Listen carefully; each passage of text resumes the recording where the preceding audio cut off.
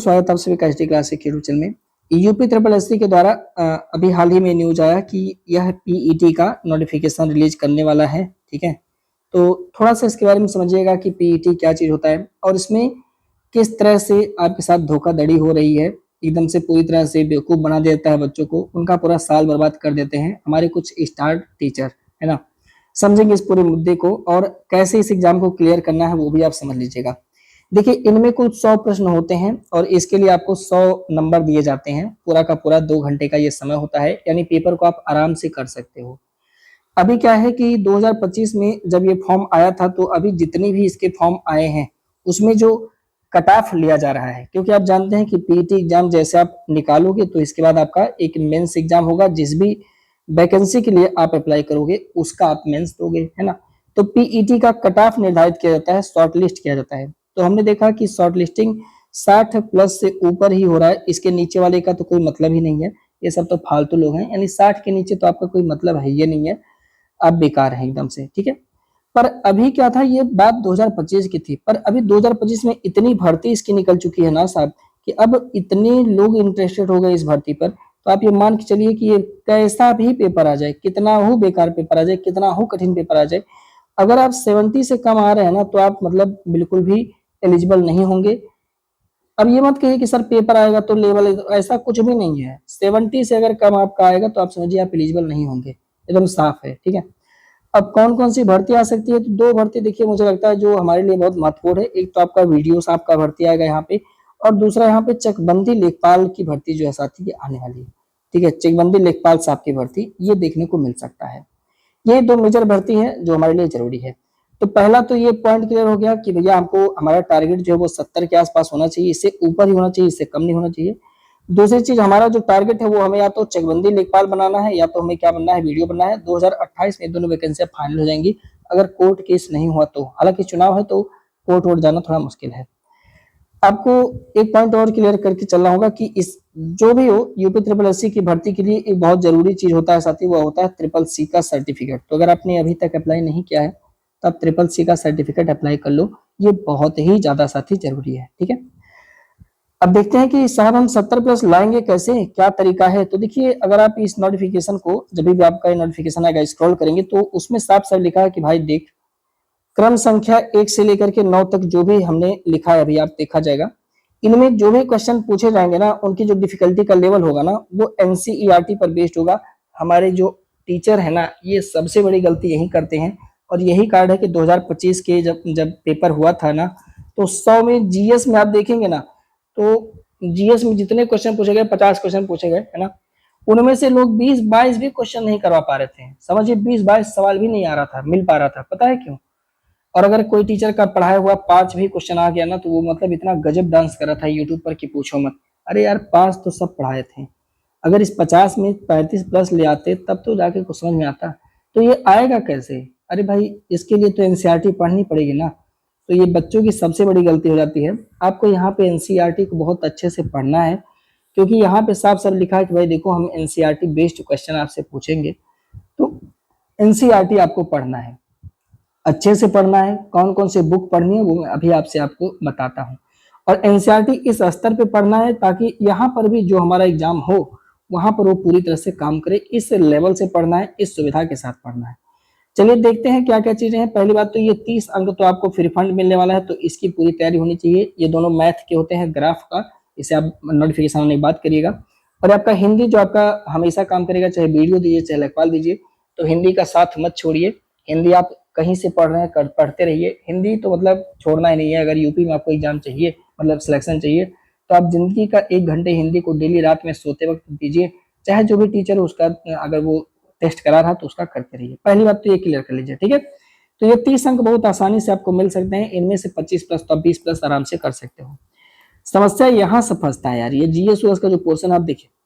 अब दिया है साहब इतिहास, तो सिंधु घाटी सभ्यता। अब आप देखेंगे ना, जब सिंधु घाटी सभ्यता की हम बात करेंगे तो हमें एनसीईआरटी में कहाँ ये चीज अच्छे से पढ़ने को मिल जाएगा। तो साथ ही ये क्लास 12th का जब आप एनसीईआरटी पढ़ोगे तो आपको वहां पर देखने के लिए मिल जाएगा।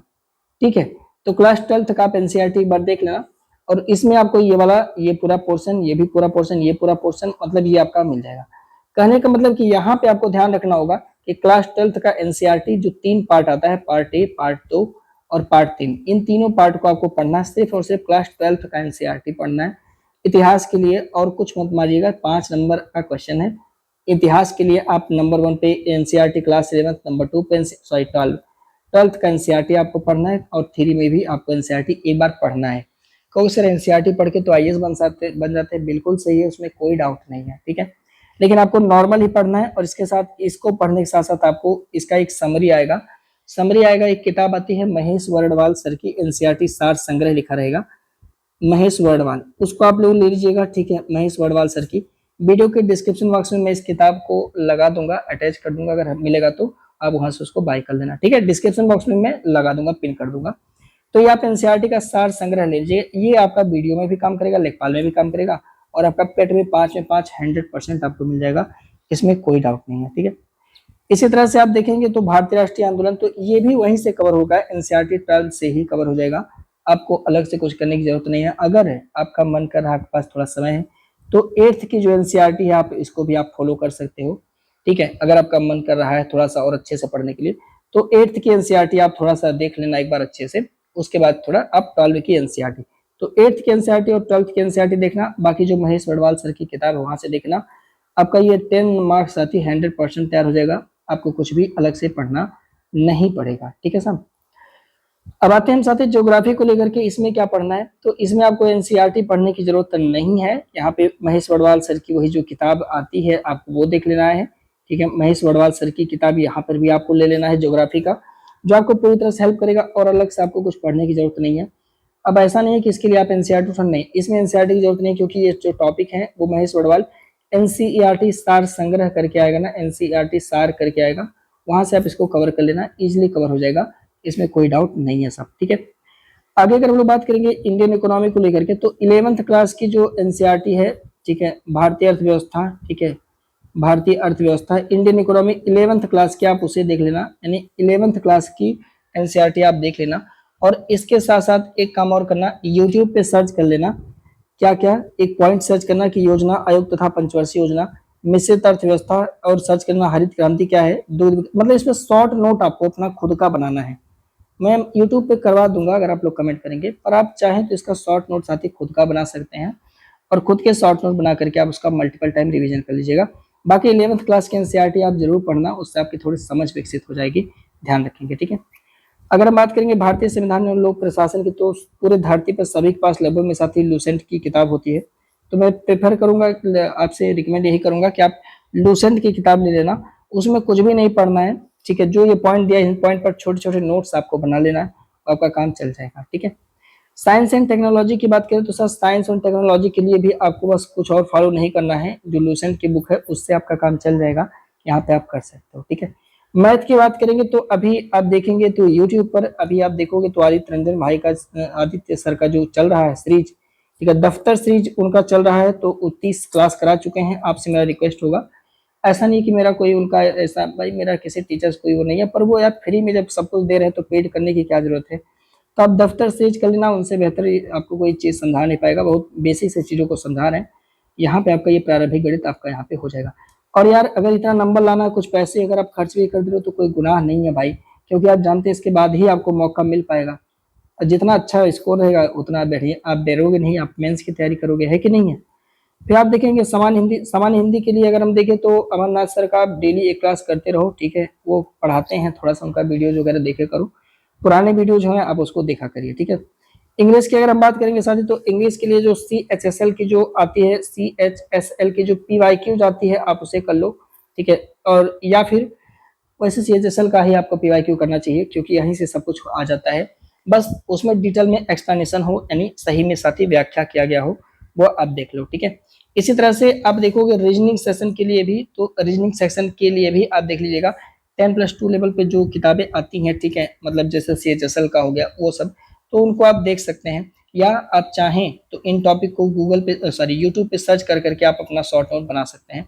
कुछ ही टॉपिक पर रीजनिंग में बनाना होता है, रीजनिंग में 5 नंबर आप बहुत आराम से पालोगे, मुझे कोई वो नहीं है, ठीक है। समसामयिकी के लिए मैं आपसे सजेस्ट करूंगा कि जो कुमार गौरव सर की डेली मॉर्निंग वाली क्लास होती है आप लोग उसे फॉलो करते रहिएगा, ठीक है। थोड़ी सी स्पीड बढ़ा करके, अगर मान लीजिए लाइव नहीं देख पाते, थोड़ी सी स्पीड बढ़ा करके इनकी क्लास को आप लोग करते रहिएगा, क्योंकि वहाँ से आपको बेसिक इन्फॉर्मेशन भी कुछ मिलती रहती है, साथ-साथ में करंट से आप जुड़े रहते हो, तो वो चीज़ें सही हैं। और साथ-साथ में मंथली, महीने की अभी तो समय थोड़ा कम है, पर फिर भी आप लोग अभी से अगर पतली वाली क्रॉनिकल आपको मिल रही तो आप उसे फॉलो करना, या यूट्यूब पे देखना क्रॉनिकल करके पतली वाली लोग पढ़ा रहे होंगे, वहाँ से आप उनको पढ़ सकते हैं, बहुत काम करेगा, कोई दिक्कत नहीं। जनरल अवेयरनेस, इन सारे टॉपिक्स पर यूट्यूब पर बहुत सारे टीचर ने पढ़ा रखा होगा, अगर आप कमेंट करेंगे तो हम भी कुछ क्वेश्चन करा देंगे, पर बहुत सारे टीचर ने इन सारे टॉपिक पर कराया है। बस आपको करना क्या है, इन टॉपिक को लिखना है, लिख लिख करके एक एक करके अपना खुद का साथ ही शॉर्ट नोट बना लेना है, और ये पूरा आपको मल्टीपल टाइम रिवाइज करना है, जब तक ऐसा ना हो जाए कि आपको लगे नहीं कि मेरा 70 प्लस 80 प्लस बन रहा है, तब तक आपको साथ ही रिवाइज करना है। हिंदी के लिए देखिए कैसे 5 वहां मिला था, 10 ये 15 नंबर आपको बहुत प्यार से मिल जाएगा, बस आप इसका प्रैक्टिस करिएगा, गद्यांश का तो हो जाएगा। ग्राफ और ये दोनों चीजें यूट्यूब पर से ही आपको पढ़ना है, यूट्यूब पे आपको मिल जाएगा, साथ ही ध्यान रखिएगा। यहाँ पे एक पॉइंट और ध्यान रखना है कि इसमें नेगेटिव मार्किंग भी होता है, 1/4 आपका काट लिया जाता है। बाकी और कुछ अगर इसके बारे में डिटेल में आपको जानना होगा तो आप बताइएगा, कमेंट करिएगा, तो मैं इसका जवाब आपको जरूर दूंगा। बाकी जब भर्ती आ जाएगी तो डिटेल में और बातें करेंगे। वंदे मातरम, जय हिंद।